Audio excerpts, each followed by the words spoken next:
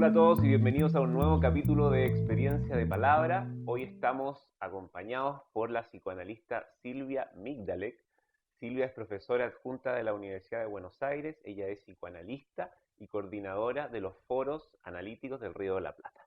¿Cómo estás, Silvia? Muchas gracias por estar con nosotros hoy. No, al contrario, un gusto para mí estar acá con ustedes, conversando, así que agradezco la invitación eh, y efectivamente soy coordinadora del Foro Analítico del Río de la Plata eh, y mi gestión junto con un equipo de colegas que me ha acompañado generosamente eh, es una gestión que está por terminar y es un principio de permutación el que rige nuestro funcionamiento para no anquilosarse en ningún cargo y porque además es una tarea ardua, la tarea de coordinación de una institución de analistas, no es una tarea sencilla, Me imagino.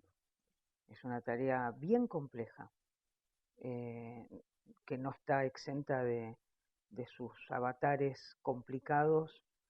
Pero yo siempre uso la metáfora que usa Freud cuando en su texto Historia del Movimiento Analítico hay un epígrafe que precede ese texto, que es el epígrafe del escudo de armas de la ciudad de París.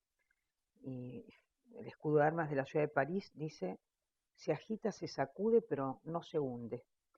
Y eso me parece que es lo que Freud eh, utiliza como figura para hablar del movimiento psicoanalítico, porque es un texto que se llama La historia del movimiento analítico, es agitada, tiene sacudones, pero no se hunde. Y aquí estamos, después de más de 100 y pico de años, hablando de psicoanálisis, practicando el psicoanálisis y en lo personal enseñando el psicoanálisis en la universidad hace muchos años. Ha sido como mi casa. Eh, mm, Enseñar a las nuevas generaciones y sembrar esa semilla o la peste, como le gustaba decir a Freud, De Estados Unidos, claro. sí, que no se sabe si es cierto o no es cierto. Algunos dicen que una, es apócrifa esa anécdota. Jung lo cuenta, pero no importa, en cualquier caso, efectivamente algo de eso hay. Eh, Así que bueno, hace muchos años que me dedico a enseñar psicoanálisis en la universidad, así que el consultorio y la universidad han sido como mis dos patas fundamentales en mi trayectoria, digamos, ¿no? A nivel de instituciones analíticas, ya llevamos más de 120 años, pero no en la IPA. O sea, han pasado cosas, cismas dentro de la historia del movimiento psicoanalítico. Sí. ¿Cuáles crees que son las consecuencias que trae el afiliarse a una institución? Consecuencias, llámese, de subjetivación, de ciertas pérdidas de autonomía que podrían surgir, el tema de muchos analistas independientes que según la enseñanza de Lacan eh, usan y pueden abusar también de la frase el analista se autoriza a sí mismo. ¿Qué te parece todo lo que sucede respecto a lo que engloba la figura del analista y la institución? Sí, mira, en realidad varias cosas con respecto. Es una pregunta muy importante, sobre todo en nuestro tiempo. Yo más bien soy de la idea que eh, tiene más consecuencias no estar en alguna institución que estar en alguna. No es que estar en alguna no tenga consecuencias, pero no estar también las tiene y no son de las mejores. Me explico un poco. Eh, mm, Justamente hay una idea de que el grupo, cualquier agrupamiento humano está sujeto a lo que Freud llamaba, para decirlo rápidamente, el narcisismo de las pequeñas diferencias, eh, o de lo que vengo ocupándome desde hace un tiempo, que es el tema de la segregación. Eh, es un tema que me viene interesando, de lo que he hablado hace poco en la cita internacional del campo lacaniano en Barcelona. Entonces, yo creo que la soledad en la práctica del analista es riesgosa.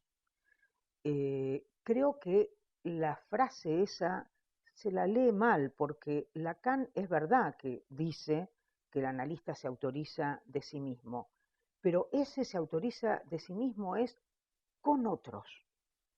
No es se autoriza de sí mismo sin otros, porque hace lo que quiere. Es en el marco de una comunidad. Por eso, insisto, me parece que si leemos la frase solamente como se autoriza de sí mismo, no estamos haciendo honor a la verdad, porque en rigor de verdad es con otros que el analista se autoriza de sí mismo. No podría ser de otra manera. Y me parece que es verdad que la institucionalización, digamos así, del analista eh, tiene todos los riesgos que conlleva el pertenecer a cualquier comunidad, eh, porque el grupo de algún modo trata la cosa por la vía de la identificación. Entonces, al estar en un grupo, de algún modo me identifico con ciertos atributos, con ciertos rasgos, y eso me permite, de algún modo, tener cierta eh, interlocución con pares que hace que mi tarea sea una tarea que esté sometida todo el tiempo a el debate y a la, podríamos decir, eh, al control entre comillas, no en el sentido del control, sino sí a cierto control interno, ¿no? De que el analista pueda tener con quién hablar de lo que hace, el analista, digo, del consultorio, en esa práctica, que no es el único lugar en donde un analista puede estar, hoy por hoy, todavía más que en cualquier otro momento. Si quieres, después hablamos de eso. Yo creo que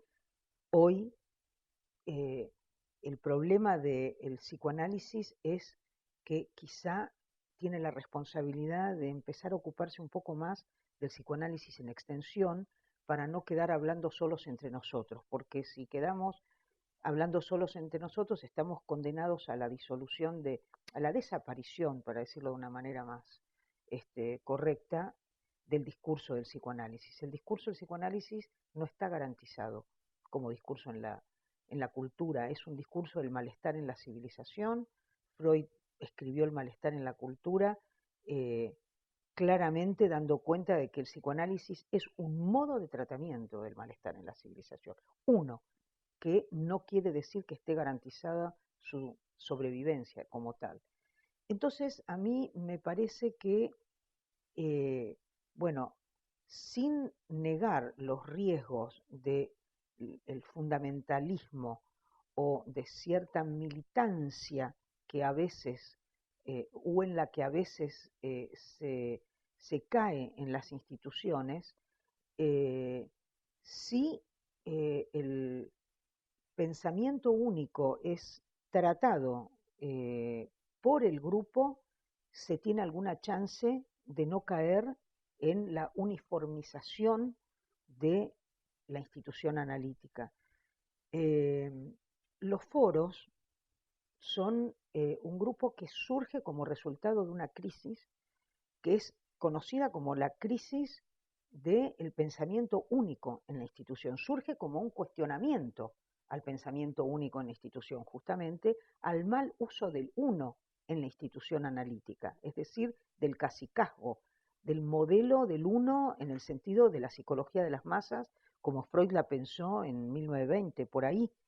Y la crisis, efectivamente, creo que hoy ya forma parte de la historia del psicoanálisis. Creo que la escisión de la Asociación Mundial de Psicoanálisis en el interior de la Asociación Mundial del Psicoanálisis se produce una escisión, una separación, es decir, una segregación. Hay un grupo de personas que se separa de lo que considera una práctica o un mal uso del uno la institución analítica, y fundan los foros como un intento de hacer algo justamente con ese problema de, como lo llamaba Lacan, de que el grupo es imposible, porque lo real se hace presente bajo la forma de la obscenidad en el grupo, de la obscenidad imaginaria en el grupo.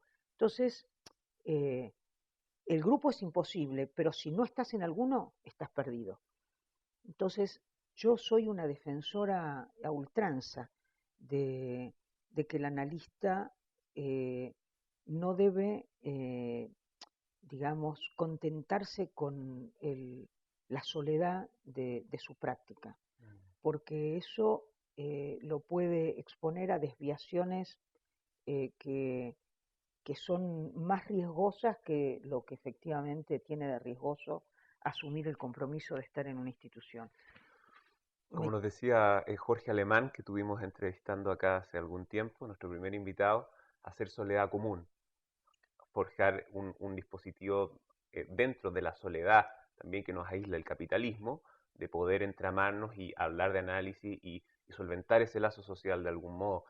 A partir de eso queríamos preguntarte cómo llegaste, cómo fue tus primeras relaciones transferenciales precisamente con el foro. ¿Eras parte de la MP desde antes? ¿Cómo fue cómo ha sido tu participación y cómo llegaste a él? Bueno, mi trayectoria viene de la época anterior a la creación de la Asociación Mundial de Psicoanálisis, cuando se funda lo que se llamó la Escuela de la Orientación En Lacaniana Argentina, el 90 y tanto, en ¿no? 90 y tanto. Yo era parte de una institución que se llamaba Seminario Lacaniano, y hubo todo un movimiento que se llamó el Movimiento hacia la Escuela, que implicó la disolución de los grupos, la disolución de todos los pequeños grupos. Yo estaba en un grupo que se llamaba Seminario Lacaniano, que efectivamente alguna gente de ese grupo se adhirió al movimiento que proponía Miller, del movimiento en ese momento hacia la escuela, del cual todavía en esa época Colette Soler y todos el grupo de colegas que hoy forman parte del foro eran parte también. Yo nunca, por cuestiones, te diría, de gustos personales, a mí el movimiento hacia una escuela única, ya la palabra esa no me gustaba. Yo tengo como una tradición, digamos, que no viene al caso, digamos, pero políticamente no me iba, no me gustaba.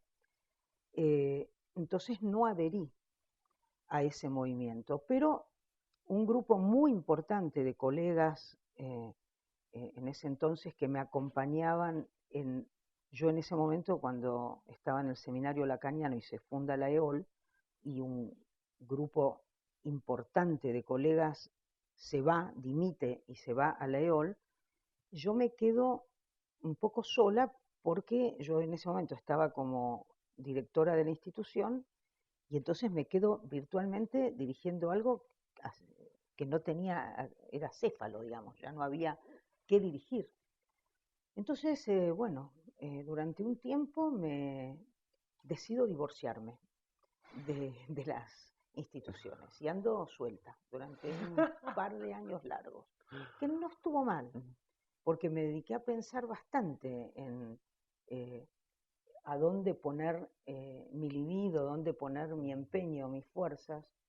Y en un momento determinado, en el 98, 99, me entero que había un grupo de personas que estaba armando algo en Buenos Aires en relación a los foros, como un movimiento que se postulaba en contra del pensamiento único, y a mi juego me llamaron. Ah, están en contra del pensamiento único, entonces ahí voy a ver de qué se trata. Y así fue. Bueno, yo para ese entonces hacía muchos años que trabajaba en la universidad, he trabajado en la universidad, creo que no me fui nunca de la universidad, me recibí y al poco tiempo me invitaron a trabajar en una cátedra, que es la cátedra de psicoanálisis Freud, y ahí estoy desde hace muchos años. Ahora soy profesora adjunta regular, gané ese cargo por concurso y sigo trabajando allí, no sé por cuánto tiempo más, pero un rato, no mucho más. Eh, y así conocí a Gabriel Lombardi de la universidad, entonces lo llamo y le digo, Gabriel, hace varios años que estoy divorciada, tengo ganas de emparejarme de vuelta con algo que tenga que ver conmigo, ¿por qué no me contás un poco qué están haciendo?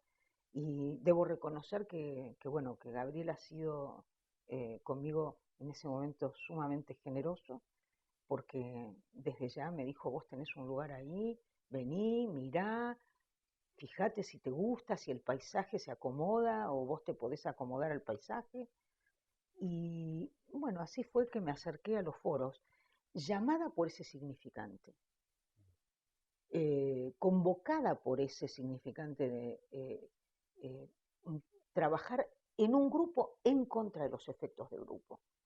Y eso es lo que vengo haciendo desde hace muchos años. Ingresé en el año 2003, 2004, eh, por ahí más o menos fue mi momento en donde vuelvo a tomar la decisión de pedir mi ingreso formalmente como miembro de la institución, que no se llamaba en ese momento Foro Analítico del Río de la Plata, se llamaba Foro Psicoanalítico de Buenos Aires. Ese foro, como tantas otras veces en la historia del psicoanálisis y de los grupos, se entró en una crisis absoluta y se disolvió. Se disolvió, nos separamos, nos divorciamos, como quieras llamarlo. Y durante un tiempo convivimos como dos foros, porque los foros constituyen una red internacional de foros. En una ciudad puede haber más de un foro. Se propicia que no sea así, más bien que lo que se trata de lograr es que la gente se junte, no que se segregue, sobre todo, digamos, en una ciudad como Buenos Aires, donde, bueno, durante un tiempo convivieron estos dos foros, luego el otro foro se fue como desarmando. Nosotros ahí fundamos un grupo de 6 personas, entre las que estaba Gabriel, estaba yo y otra gente, Cristina Toro, Florencia Farías. Bueno, eh, fundamos el Foro Analítico del Río de la Plata, que tiene una sigla que parece revolucionaria, pero solamente es un eco, ¿no? No sé, foro, porque es FARP. Entonces mucha gente dice, ¿ustedes son revolucionarios peronistas o qué? Porque suena, ¿no? FARP. Y bueno, fundamos el foro y el otro foro al poco tiempo dejó de existir y éramos 6, hoy somos más de 100 y hemos ido fundando foros en, en distintas regiones de nuestro país. Hemos crecido de una forma geométrica, hemos trabajado con mucha pasión, con mucho deseo. Personalmente, a mí me cargan un poco, me dicen que a mí me gusta como fundar foros, digamos, ¿no? Y a mí realmente me gusta, tengo como cierta vocación en transmitir lo que me apasiona. Entonces, bueno, hoy tenemos un foro muy importante en la Patagonia, del cual de alguna manera me siento muy cerca, muy parte, porque todo se gestó con un cártel que empezamos a trabajar y hoy son un foro pujante y con gente muy trabajadora.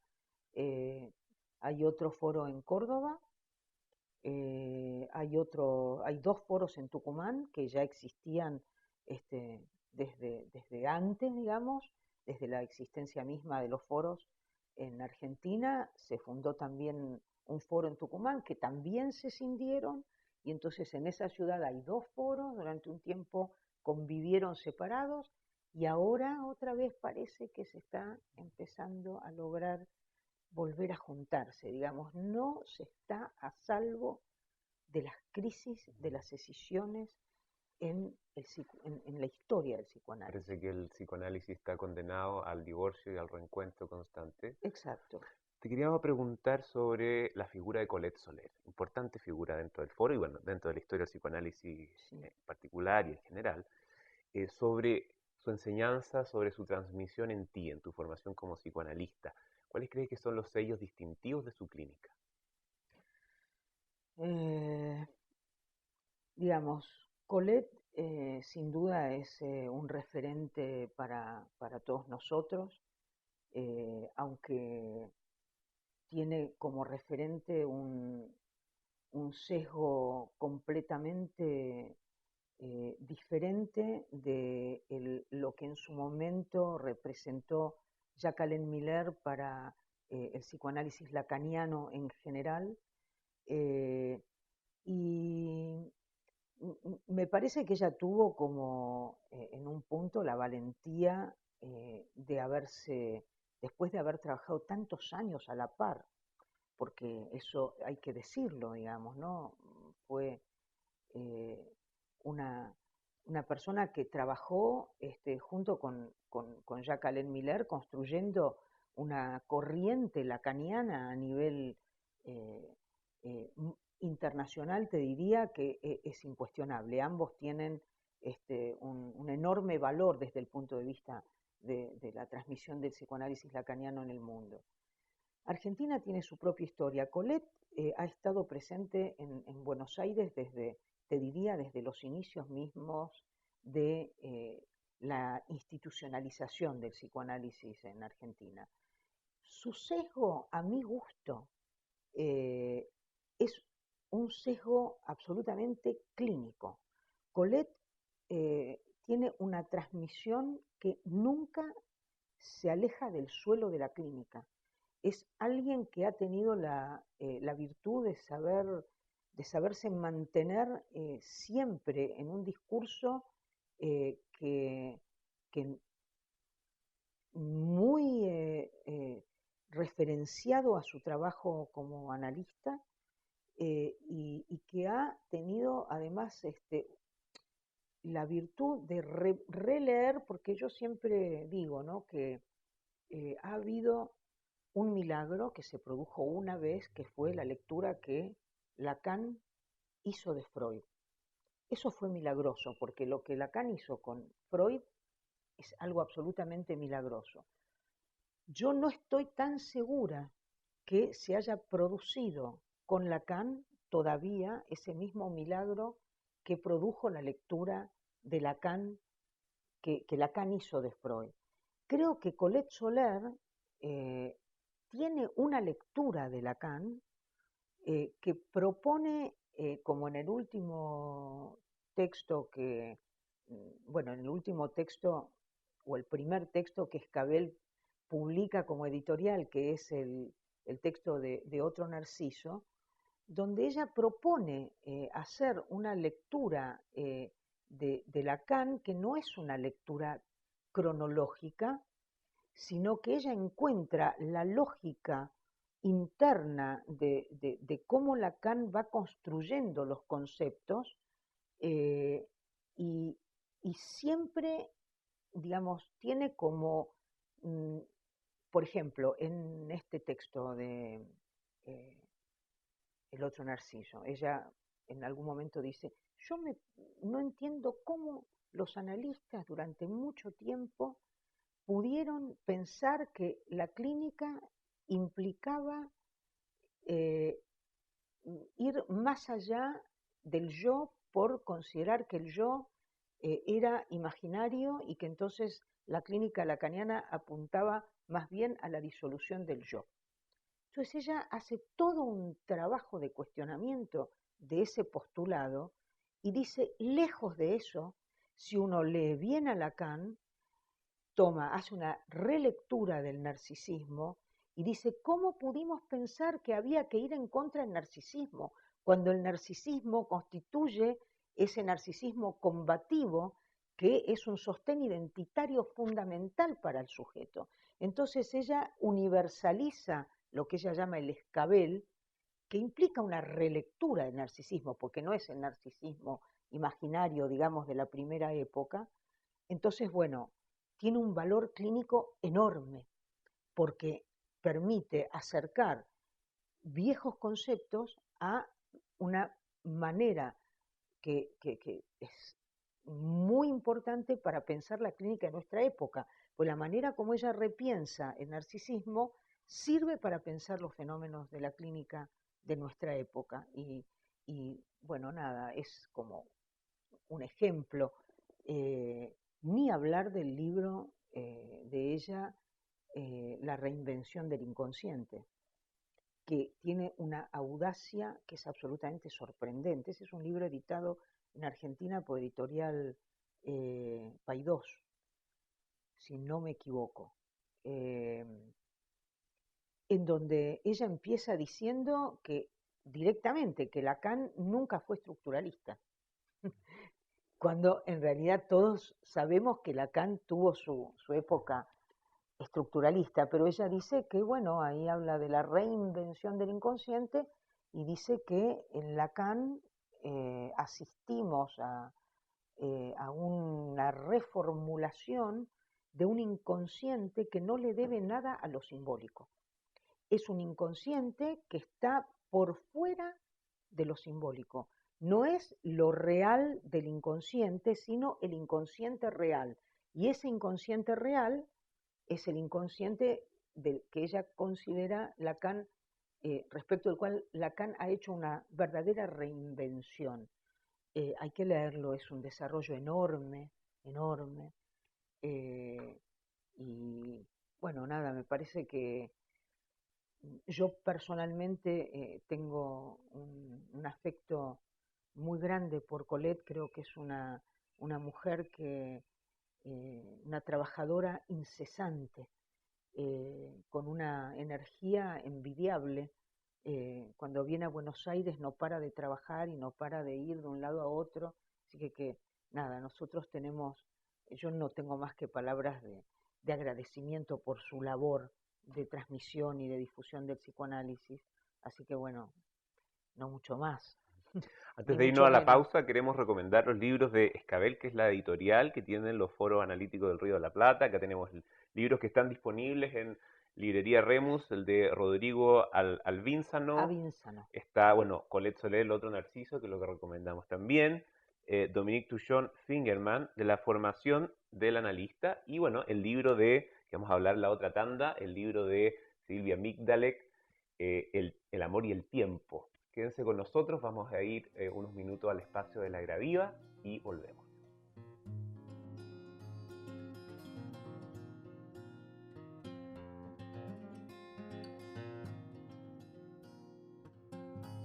Dos cuerpos frente a frente son a veces dos olas y la noche es océano. Dos cuerpos frente a frente son a veces dos piedras y la noche desierto. Dos cuerpos frente a frente son a veces raíces en la noche enlazadas. Dos cuerpos frente a frente son a veces navajas y la noche relámpago. Dos cuerpos frente a frente son dos astros que caen en un cielo vacío.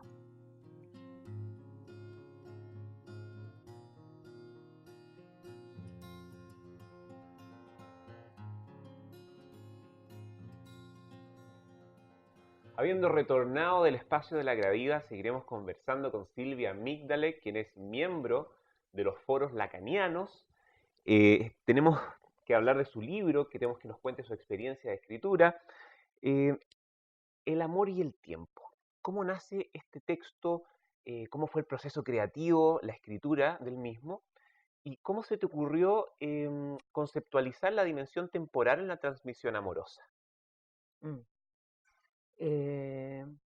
Bueno, digamos, en realidad, entre el amor y el tiempo, es un libro que se interroga sobre, bueno, dos temas que son universales. No hay sujeto humano que alguna vez no se haya hecho alguna pregunta acerca del tiempo, porque la vida no es otra cosa que eso, un tiempo, y el amor también. No solo porque el amor es una experiencia que tiene su duración en el tiempo, eventualmente puede durar mucho, puede durar nada, puede ser efímera, pero no lo vuelve menos intenso por el hecho de ser efímero. Y digamos, me parece que mi pregunta por la cuestión del tiempo se, se nutre o abreva, te diría, en la experiencia del análisis, porque el análisis también es algo que implica una dimensión temporal. La transferencia, como lo que llamamos en psicoanálisis la transferencia, está hecha del tiempo. Y el manejo de la transferencia es también algo que implica un cierto manejo de lo que implica un momento de apertura, en el sentido de que todo análisis que se inicia es una promesa, tiene la estructura de algo que se abre como una temporalidad y al mismo tiempo sabemos que es una experiencia que conduce a eso mismo, a una experiencia de finalización de ese tiempo del análisis. Por eso yo digo en mi libro que el amor de transferencia es un amor paradojal, porque promete la separación. Lo único que promete esa apertura es una separación. Y esa experiencia de finalización del análisis no es una experiencia banal, en el sentido de que ese duelo, el duelo que implica separarse de ese amor que se ha sostenido a lo largo del tiempo como amor de transferencia, quizá es uno de los duelos más cruciales en la vida de un sujeto, porque eso que se deja cuando se termina el análisis o cuando se termina un análisis es un lugar absolutamente inédito. Es decir, lo que se ha dejado ahí en esa relación con el analista no se construye en ningún otro lado que no sea en esa experiencia de análisis. Por eso yo muchas veces pienso que el duelo no es el único aspecto que deja eh, el curso de un análisis, pero no hay análisis que no pase por algo del orden de la separación, es decir, de la finalización, es decir, del duelo. Y a mí me gusta mucho un texto del que hablo bastante, que es un texto que no se lee mucho de Freud, pero que es un texto bello, que se llama La transitoriedad. Es un texto, no me acuerdo de qué año, pero pongámosle que sea del 20 y pico. Y Freud, Lacan. Freud en ese texto, la transitoriedad o lo perecedero, está traducido de dos maneras distintas, eh, tiene un diálogo con unos poetas pesimistas y entonces los poetas pesimistas se quejan de que las cosas perecen, que lo que hoy vemos y es bello está destinado y condenado a perecer. Entonces, Freud discute con ellos y les dice que no está de acuerdo con esa posición porque él piensa que al revés, lo que confiere valor a las cosas es justamente el hecho de que ellas están condenadas a perecer. Y dice, una rosa, por más fugaz que sea su vida, no por eso su belleza es menos esplendente. Entonces en el amor pasa lo mismo. Puede ser un amor de una sola noche y no por ello eso lo vuelve menos valioso y a veces quizá al contrario. Y bueno, por otro lado, digamos, hay cuestiones del orden, digamos, más duras teóricamente con respecto a la cuestión del tiempo en Freud, cuando de hecho se interroga respecto de cuando arma el aparato, el primer modelo de aparato psíquico, el aparato psíquico tiene como una orientación que es temporal, y justamente los procesos como que lo llevan a él al descubrimiento del inconsciente tienen un carácter regresivo temporal, que es el trabajo del sueño. Estar en Él la dice, noche, claro. sí, además de que es en la noche, es regrediente, dice él, tiene un carácter regrediente porque vuelve a aquello de lo cual la imagen, la imagen alguna vez partió. Bueno, entonces yo empiezo trabajando un poco la idea del tiempo en psicoanálisis partiendo de que el psicoanálisis es la idea de la retroacción por excelencia.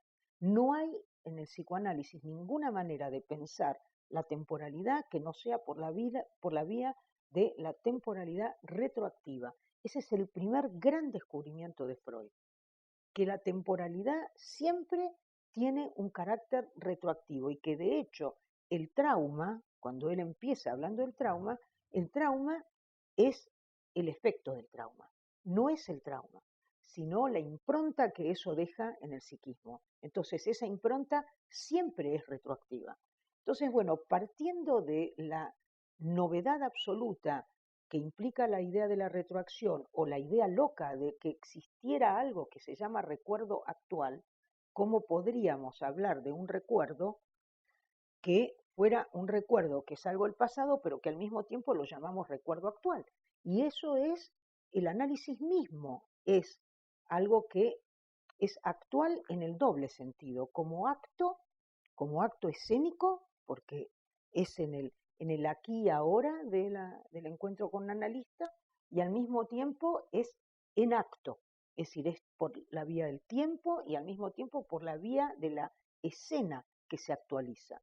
Entonces, bueno, hay un montón de vertientes que llevan a interrogarse por la cuestión de la temporalidad, ni que hablar de, por supuesto, el efecto duradero de las primeras marcas, de la temporalidad, si se quiere, que podría ser como la temporalidad del trauma, es decir, que es algo que no termina de dejar de suceder, ¿no? El trauma es algo que sigue de alguna manera ocurriendo, es algo que no cesa De no escribirse. de no escribirse, efectivamente. Después Lacan habla del trauma como la relación sexual que no existe, bueno, pero en Freud hay una idea de lo traumático que es que yo creo que es absolutamente todavía inagotable lo que podemos extraer de la noción de lo traumático en la obra de Freud. Entonces yo arranco por ahí, porque el trauma es una ruptura del tiempo, porque el trauma produce como una suerte de embudo temporal, es decir, cuando, por ejemplo, hay un atentado como ha habido, por ejemplo, en Buenos Aires, que ustedes deben conocer, que ha habido un atentado a la AMIA, que es la Asociación Mutual Israelita Argentina, explotó una bomba. Así, de pronto estamos caminando, explota una bomba, yo estoy transitando por ahí, mueren alrededor mío muchísimas personas, yo por esto me salvo. Entonces se produjo como un fenómeno muy particular, que es que hubo personas que anduvieron perdidas habiendo perdido las coordenadas temporales, sin acertar a tener la posibilidad de llamar a la madre, el padre, el hermano, el amigo, sino que anduvieron perdidas como en un embudo temporal y solo después de un después de un tiempo, lograron volver a reconstruir alguna de las coordenadas subjetivas a las cuales todo sujeto está encadenado, por suerte. Porque ese momento del trauma es un momento de desencadenamiento, de desenganche. Entonces son personas, hay relatos, hay testimonios, que anduvieron deambulando por la ciudad sin poder lograr hacer ningún nexo con nadie, hasta que luego, por eso decimos, no hay sujeto del trauma, sino que el sujeto es efecto del trauma. Entonces, bueno, por un lado, me parece que hay ciertas cuestiones muy, muy interesantes que el psicoanálisis tiene para aportar a la cuestión de lo traumático, digamos, ¿no? Que quizá los grandes traumas de nuestro tiempo eh, podrían ser tratados de una manera muy interesante si las herramientas del psicoanálisis pudieran de hecho ser utilizadas, como de hecho lo son. En situaciones traumáticas hubo un grupo de analistas, por ejemplo, que trabajaron con los traumatizados del mismo modo que en la época de Freud trabajaban con los traumatizados de La guerra. neurosis de guerra. Claro. Y el amor, bueno, del amor se han ocupado todos, nos hemos ocupado cada uno en nuestra vida, los poetas, los filósofos. ¿Quién no ha pensado alguna vez o se ha hecho alguna pregunta sobre la cuestión del amor? Yo en mi libro, digamos, trato, por eso se llama Entre el amor y el tiempo, porque me interrogo acerca de cierta manera cómo se presenta la problemática amorosa hoy en los consultorios, digamos, ¿no? En donde yo digo que de algún modo los sujetos hoy no es que sufren por amor, sino que vienen preguntándose cómo es que es enamorarse. Sujetos que no se han enamorado, que cuando yo les pregunto, ¿pero usted está enamorado? Me dicen, yo no sé si alguna vez me enamoré. Como más bien el relato no es el relato del fracaso del amor, sino de entrada más bien como algo del orden de una imposibilidad, como que la imposibilidad está antes que uno se la encuentre en la experiencia amorosa, porque la experiencia amorosa no se salva del encuentro con algo del orden de la imposibilidad, como que se tropieza con alguna piedra, pero la piedra solo es efecto de haber transitado por algo del orden de la experiencia amorosa, si no, no me encuentro nunca con nada. Y, digamos, en el libro yo abrevo en algunos autores, como por ejemplo Badiou, otro autor que me encanta, que es un tipo que se llama Pascal Bruckner, que es un tipo que escribió, es un pensador de nuestro tiempo, escribió un libro que se llama La paradoja del amor, en donde él dice que de alguna manera mm, hay como en el hecho de un amor sin riesgo, hay como un oxímoron, digamos, no puede haber amor sin riesgo. Es un poco lo que plantea Badiou en un libro que se llama El elogio del amor. Creo que Badiou es un autor que ustedes conocen, ha leído bastante a Lacan, entonces sobre todo toma las versiones del amor en Lacan. El seminario 8, la transferencia, lo platoniza. Bueno, él es muy platónico también. En él sería el acontecimiento, existe también una formalización matemática. Es un autor Sí, interesante. sí, sumamente interesante. En ese texto, él va más al amor como invención. Pues yo creo que en la obra de Lacan, es un poco la tesis que sostengo en mi libro, hay como una reivindicación del amor como fenómeno imaginario, como un amor devaluado, a un amor como invención y un amor que implica el estar separados juntos, como una cierta manera de acompañarse dos soledades. En Lacan hay toda una relectura del amor que está básicamente en el seminario 20, que es encore, y encore que quiere decir aún el amor, es decir, todavía el amor. Entonces Badiou dice, bueno, han surgido eh, empresas que promueven el amor sin riesgo, lo cual no existe, porque el amor es riesgo, es apuesta a cierto punto donde el desencuentro nos espera como esa cita a la que somos siempre convocados.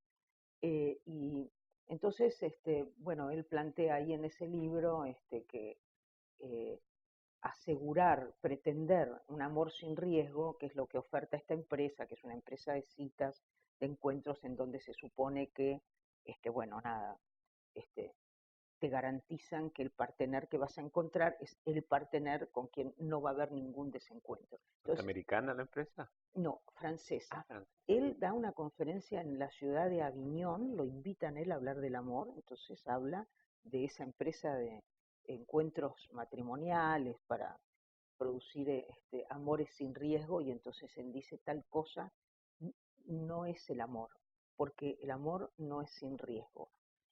Entonces empieza siendo una crítica de esas ofertas que pretenden justamente taponar aquello que la experiencia amorosa, para ser tal, debe necesariamente confrontar, porque el amor justamente no se lleva muy bien, el amor en nuestro tiempo, ¿no?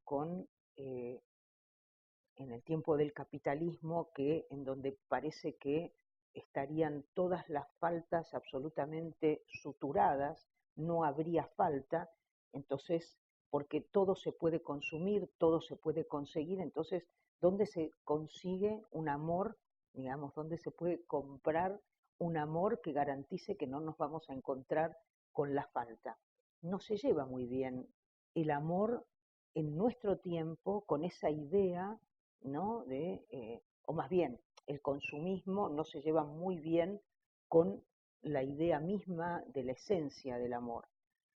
Entonces, bueno, en el libro un poco trabajo toda esa problemática del amor en nuestro tiempo, y trabajo un poco las líneas esenciales que el psicoanálisis tiene como para pensar el fenómeno amoroso. Y básicamente en Freud la primera idea central es que él dice, bueno, tendemos a pensar en el amor como la aspiración a un todo, porque somos reacios a concebir el amor como una pulsión parcial más. Y nos equivocamos, porque en la base del amor lo que hay es una falta. Y dice, no es porque no es que se ama porque se desea, es al revés, es porque se desea que se ama, es decir, se ama porque hay falta. Entonces el amor tiene la estructura de la falta, y cualquier ilusión de completud es vana. Y en ese sentido es como dice Borges, ¿no? Como en esa poesía maravillosa de 1964, que está en un texto que se llama El otro, el mismo. Entonces Borges dice, estás solo, te han dejado, ya no compartirás la clara luna ni los lentos jardines, ya no hay una luna que no sea espejo del pasado, cristal de soledad, sol de agonías. Hoy solo tienes la fiel memoria y los desiertos días. Y luego dice, en la otra estrofa, no he sido feliz, tal vez no importa. Hay tantas otras cosas en el mundo. Un instante cualquiera es más profundo y diverso que el mar. Un símbolo, una rosa, te mata y te puede desgarrar una guitarra. Entonces, bueno, en esta idea de que, como dice él, no basta ser valiente para aprender el arte del olvido. Y el amor implica algo del orden del ejercicio del olvido también, digamos, ¿no? Como, así que bueno, en ese libro hago mis devaneos sobre la cuestión de la experiencia amorosa, y pero sobre todo anclada en lo que me enseñaron mis pacientes sobre la experiencia amorosa. Pues ese libro es un libro escrito totalmente por la necesidad de testimoniar acerca de lo que he aprendido como analista de mis pacientes en relación a eso. Y porque es de lo que hablan. No se habla de otra cosa, no hacemos otra cosa que hablar de amor, dice Lacan. ¿Existen amores que matan o son los amores que matan los que nunca mueren? Como dice Sabina. Como dice Sabina, qué linda frase.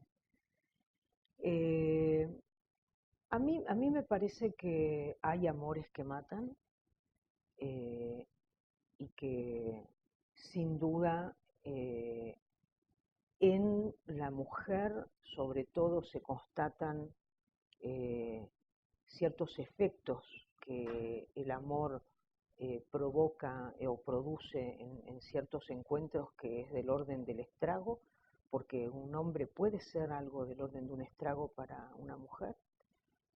Lacan reserva el estrago para nombrar dos relaciones: la relación de la madre con una hija, con su hijo, sobre todo con la hija, mujer, y para la relación de un hombre con una mujer. En cambio, Colette se queja de eso en el libro de lo que Lacan decía de las mujeres, en donde dice que la mujer es el síntoma que al final tenemos reservado, el lugar del síntoma para un hombre, y el hombre para nosotras es un estrago, entonces no es justo. Me parece que el amor, tal como yo lo leo en la obra de Lacan sobre el final, sobre todo, es una suplencia. ¿Qué quiere decir que es una suplencia? Que el amor es algo que viene al lugar de ser una buena manera de suplir la imposibilidad que subyace al encuentro, que es la imposibilidad de la relación proporción sexual, es decir, la imposibilidad del encuentro como encuentro pleno, porque el encuentro pleno no lo hay para el sujeto humano y tampoco lo hay en el amor. Entonces, me parece que es un muy buen refugio cuando algo de eso, cuando se produce algo del orden del encuentro, aunque no se está a salvo del desencuentro, mientras eso dura, es un tibio bienestar que recomiendo vivamente. Ese lazo es un lazo que cuando funciona es una muy buena suplencia. Al menos es como yo lo pienso. Más bien soy una defensora del lazo, de los lazos amorosos, ¿no? Bueno, eso, ¿no? Con respecto a si el amor mata, también mata. También mata. También mata, sí. También mata y se constata, y muchos amores, por ejemplo, la misma exploración de la tesis doctoral de Lacan con el caso Aimé. Con el caso Aimé. Sí. Mira tú. Sí. Respecto de los tiempos que vivimos, hablaste sobre el capitalismo, sobre la alienación subjetiva. ¿Qué pasa con el tiempo de aburrimiento? ¿Qué pasa con el tiempo de aburrimiento de los niños? ¿Crees que la falta de amor también tiene que ver con una falta de tiempo para hallar el amor, para encontrarse con ese fenómeno amoroso? Sí, digamos, para mí el aburrimiento es en realidad está hecho o tiene la estructura del tiempo, es una forma del tiempo, el aburrimiento. En las primeras teorizaciones acerca de la figura del aburrimiento, como tal, el aburrimiento, tal como lo conocemos hoy, recién aparece en el siglo XVIII.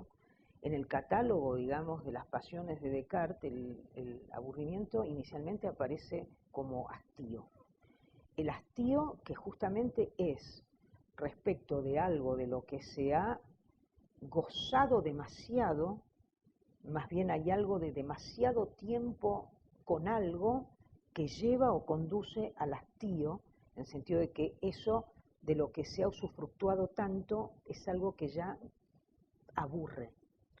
Entonces, la primera figura del aburrimiento tiene que ver con el hastío respecto de algo de lo cual se ha gozado demasiado, vamos a decirlo así.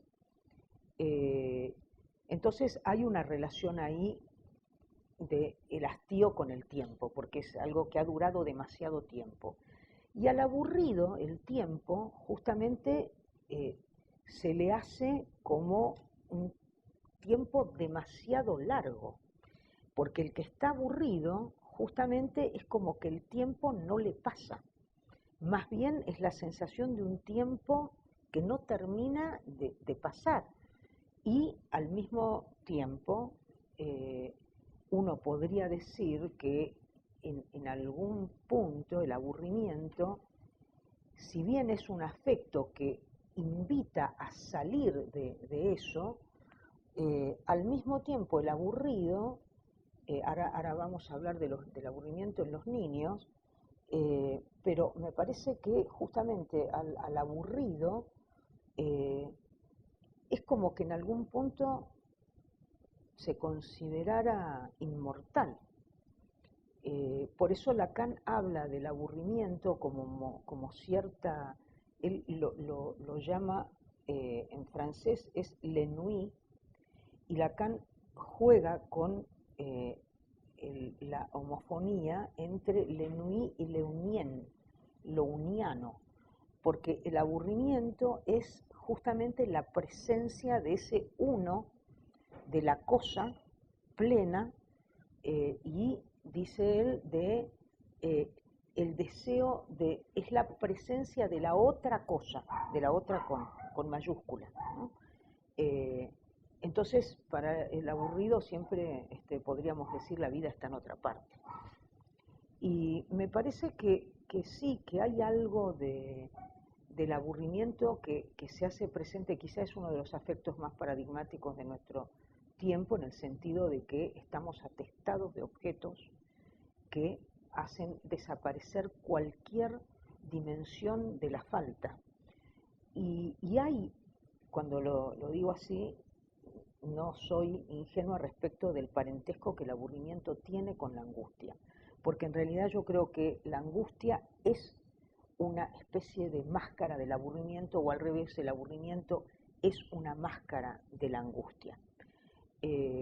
Porque justamente al aburrido parece que no le faltara nada. Y hay algo del orden de una cierta experiencia en el aburrimiento. Bueno, Heidegger dice que el aburrimiento es la tonalidad fundamental del ser. Habla de distintos tipos del aburrimiento, pero hay un aburrimiento que es estructural, en el sentido de que es el aburrimiento como resultado de, si se quiere, del dolor de existir, de la existencia misma, el dolor de existir, como que el aburrimiento forma parte de ese dolor de existir. Esa, según Heidegger, es la tonalidad fundamental del ser, y el aburrimiento es como una nube espesa que está sobre nosotros, con una tonalidad espesa. El patos, efectivamente. Pero al mismo tiempo es despertador, porque invita a, como la angustia, es decir, invita a hacer algo con eso. Y me parece que sí, que vos me preguntabas por el aburrimiento. En los niños. En los niños, sí. Actuales, claramente, la infancia. Tienen una historia diferente, mi niñez probablemente fue distinta a la tuya, y la de ahora es muy diferente a la que tuvimos nosotros dos también. La pluralidad de objetos, cómo es la clínica infantil también, con el tema de la angustia que vienes trabajando. Sí, en realidad me parece que la cuestión del aburrimiento en los niños tiene mucho que ver con los padres, digamos, ¿no? Muchas veces es el padre o los padres, la figura parental, que frente a esa demanda del niño de me aburro, me aburro, me aburro, los padres frente a esa imposibilidad de saturar aquello que al niño le falta, Entonces los padres se angustian frente al aburrimiento del niño, no pudiendo soportar que el niño atraviese por esa experiencia de que, no siempre se le puede traer un payasito, digamos, ¿no? Y el niño tiene que aprender a arreglárselas con eso. No estoy muy segura que, entiendo que sí, que hay algo de nuestro tiempo que hace de los niños, quizá niños más aburridos o con dificultad para jugar, porque como hay tantos objetos, entonces, bueno, el niño no puede jugar porque está taponado con objetos. Veo a veces este fenómeno, pero no es demasiado distinto de lo que decía Freud cuando hablaba de su nietito del Fordá, ¿no? El niño, si no puede hacer algo con la ausencia, con la falta, no puede jugar. Lo que el niño tiene que poder procesar justamente es la partida de la madre, que es simbólica, digamos, ¿no? La pérdida de la madre es lo que le permite hacer algo con eso. Entonces esa pérdida deviene símbolo de el juego que permite nombrar a la madre como la madre está, no está. Pero no hay juego sin pérdida. Que Lacan lo trabaja poéticamente también, dice, ¿qué significa que ella vaya y que ella venga?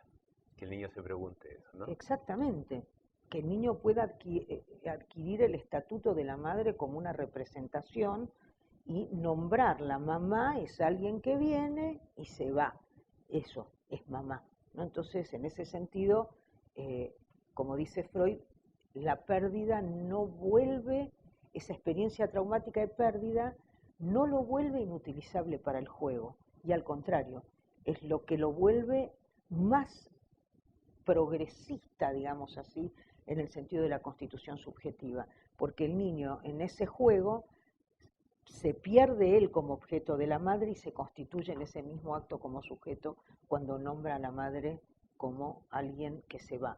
Entonces, en ese sentido, me parece que el juego sigue siendo la mejor herramienta para evitar el aburrimiento de los niños, pero también el de los adultos. También el de los adultos, porque yo encuentro muchas veces pacientes que frente a, por ejemplo, el WhatsApp, ¿no? Que es una presencia en nuestros consultorios. De hecho, hay pacientes que necesitan traer los mensajes de los chats que mantuvieron con sus parteners, porque ni pueden prescindir de eso y hacer un relato de eso, y te puedo leer esto que... Entonces yo a veces me tengo que bancar el chorizo cuando no la voz a los gritos de ¿por qué no me contestás y que me clavaste el visto y que no sé qué y que no sé cuánto? El mensaje de audio también. El audio, a veces claro, tengo que soportar. Viene como pulsión invocante. Exactamente. ¿No? A veces hay que soportar eso también, hay que alojar esa imposibilidad y en algún punto a veces decir, yo prefiero que me lo cuentes, ahorrame escuchar la voz, no es necesario, pero lo que sí me doy cuenta es que hay una cuestión ahí de no soportar la ansia. ¿Por qué no me contesta? ¿No? ¿Por qué no me contesta si vio lo que ahora, bueno, está el visto celeste y el visto no celeste? Entonces uno tiene que soportar no saber si lo leyó o no lo leyó, porque una cosa es saber que lo leyó y que no me contesta, y otra cosa es no estar seguro si lo leyó, y entonces si lo leyó y no me contesta, o no lo leyó y por qué no lo leyó y no me contesta. Y entonces hay algo con una cuestión del manejo de esa falta que se vuelve verdaderamente muy difícil, ¿no? Y yo soy de la idea de que la cuestión del ataque de pánico, que es una cuestión tan de nuestro tiempo, tiene que ver con que el sujeto de nuestro tiempo, frente a la más mínima presentificación del vacío de la existencia, entra en pánico. Muy poco hace falta a veces para que sujetos en el medio de estar cruzando una avenida como la 9 de julio, que nos jactamos que es la avenida más ancha del mundo, en Buenos Aires, entran en estado de pánico frente a la más mínima presentificación de alguna dimensión del vacío de la existencia. Por eso el sujeto de nuestro tiempo es un sujeto angustiado, porque no puede hacer con eso, tiene pocos recursos, porque justamente es un tiempo en el que el vacío está taponado por todos los objetos que el mercado capitalista o con el que el mercado capitalista nos atesta, haciendo creer que es posible suturar toda la ansia. Y afortunadamente, bueno, no todo puede ser apalabrado por el capitalismo, ¿no? Como decía Colette Soler en su conferencia por suerte hay algo que es imposible a la simbolización, por suerte. Entonces eso hace pensar que los psicoanalistas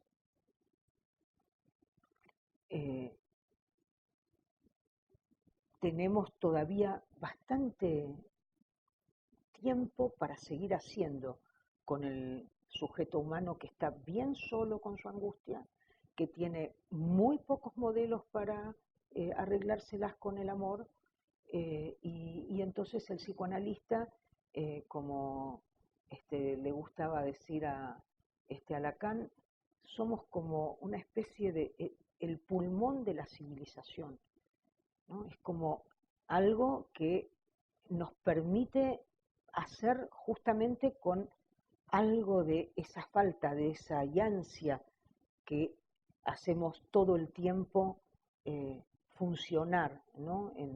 Bueno, en nuestros tratamientos, ¿no? Poder encontrarse con eso.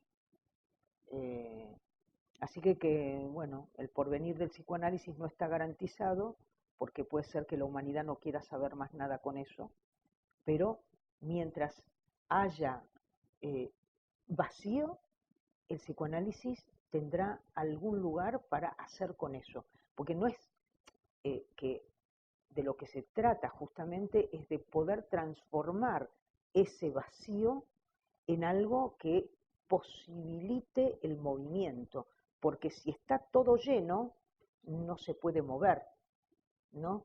Es como hace falta que justamente la pérdida funciona, porque es una pérdida de lo que sea, pérdida de goce, pérdida de la satisfacción plena, no importa, pero el postulado de la pérdida es esencial para el psicoanálisis. Y tomándonos de este análisis de la contemporaneidad, respecto al término de los análisis, pareciera que la consulta o los pacientes que consultan buscan aplacar algo específico, pero el tiempo del análisis o la continuidad parece destinado a los analistas, al PASE, por ejemplo.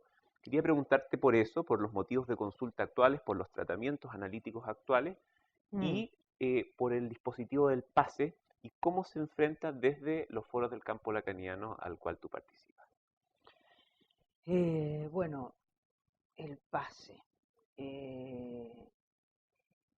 El PASE es un dispositivo que Lacan inventó por una razón muy sencilla en última instancia, aunque parezca compleja, que es la necesidad de que siga habiendo sujetos que, luego de haber atravesado por esa experiencia, testimonien acerca de la transformación o de qué manera esa experiencia los transformó. Cuáles son las mutaciones que se produjeron en sus satisfacciones, en su modo de gozar, y en la manera, digamos, como ese sujeto afronta la vida, porque en última instancia, como decía Lacan, de lo que se trata es que simplemente nos podemos contentar con que alguien esté simplemente feliz de estar vivo, que de eso se trata, no mucho más. En el pase, la apuesta es a que alguien que después de haber atravesado por esa experiencia tenga el deseo de decir algo acerca de lo que fue esa experiencia. De testimoniar. De testimoniar, efectivamente, de testimoniar. Todo un tema, el tema del testimonio. Ahora, sobre los impases de esa experiencia, habría mucho para decir, pero el pase me parece que tiene como algo del orden de un funcionamiento que si uno lo pone en práctica, simplemente verificando que algo de eso funciona, es más importante que las personas, digamos.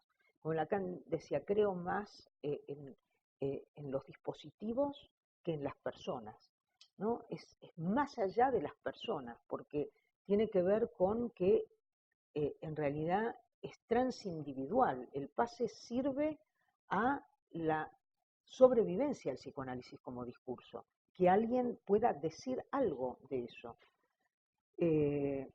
Las escuelas que existen, la nuestra, por ejemplo, con más o menos 15, 17 años de existencia, porque los foros hace 20 y la escuela hace 18, se fundó 2 años después que se fundaron los foros. Estamos elaborando los impases de esa experiencia. Seguimos trabajando en relación a los efectos de la experiencia del pase, que creo que es algo que está todo el tiempo, es como el corazón de la escuela. El pase es lo que hace que una escuela siga viva, porque es el análisis mismo. El pase es la experiencia del análisis mismo. No es otra cosa que eso, no es una entelequia. No se trata de eso, se trata de que alguien tiene ganas, después de haber pasado por la experiencia del análisis, todavía de contarle a otros lo que implicó para él esa experiencia. Es un tema complejo que sé que estoy incurriendo en quizá reducciones que no me gustaría. No sé si respondo exactamente a la pregunta que te haces, o que me hacías. Yo he sido parte de un cártel de pase y no se pasa por esa experiencia sin quedar profundamente conmovido por esa experiencia. He escuchado testimonios de pasadores, que son los que transmiten el testimonio de un pasante, porque el pasante no se encuentra con el cártel de pase. ¿Sí? El pasante se encuentra con 2 pasadores que son los encargados de pasar el testimonio. Por eso Lacan decía que el pasador es la placa sensible, el pasador es el pase. Pero bueno, me parece que la escuela ha sido menos exitosa en relación a la cuestión de los pases, como en relación a ese órgano de base que Lacan creó junto con el pase, que la escuela es el pase y el cártel. El cártel es la usina de elaboración de la escuela. El cártel además tiene la particularidad que 4 se juntan para luego disolverse, para no quedar pegoteados, ¿no? Para pegotéense por un tiempo y luego... Divorcio. Claro, decollage, ¿no? Despéguense. Y me parece que en ese sentido es lo único que ha verdaderamente perdurado, como podríamos decir un trabajo al que se le podría conferir cierto éxito a ese grupo pequeño de elaboración en donde 4 se juntan durante un rato a trabajar sobre un tema. Y en este momento en nuestra escuela hay una fuerte inclinación a estimular la creación de carteles, digamos, a empezar a trabajar a través del cartel, en sumarse al grupo a través del trabajo, ¿no? No ir a buscar gente con la que trabajar, sino encontrar gente trabajando. En el trabajo me encuentro con personas que nos junta el deseo de trabajar sobre algún tema de psicoanálisis. Entonces, ahí se genera un lazo muy particular. El trabajo de Carter es un trabajo único porque no es un grupo de estudio, no tiene coordinador. Bueno, hay una figura que es la del más uno, que no es un líder, que no es un maestro, que no es el otro, que no es el lugar de analista, es el lugar de el que provoca la elaboración de trabajo, que hace que eso no se olvide, que cada uno recuerde qué es lo que lo ha llevado a ser parte de ese grupo, digamos, ¿no? Esa es una función éxtima, lo podríamos denominar así. Pero bueno, me parece que el cártel es la verdadera, como digo yo, usina de elaboración de la escuela. Antes de finalizar, Silvia, queríamos preguntarte, esta es una elaboración orwelliana. De aquí a 100 años, ¿crees que exista psicoanálisis, personas psicoanalistas practicando psicoanálisis, o crees que el psicoanálisis está muy expuesto a no sobrevivir a la violencia de los tiempos? Mira, yo creo que los principales enemigos del porvenir del psicoanálisis son los psicoanalistas. Yo soy de la idea de que el psicoanálisis sobrevivirá de acuerdo a lo que los analistas hagamos de eso, hagamos con eso. Y creo que es un momento, como le decía hoy a Natalia, que es la dueña de un proyecto editorial muy importante acá en Chile, que yo aprecio enormemente. Me parece que este es un tiempo de que el psicoanalista deje de estar encerrado en su parroquia, se abra a los discursos de la época. Nuestra obligación es dialogar con los discursos de la época.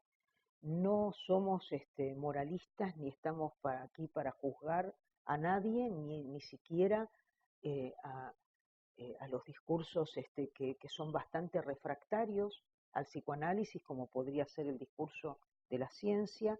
Creo que si nos cerramos estamos condenando al psicoanálisis a la desaparición.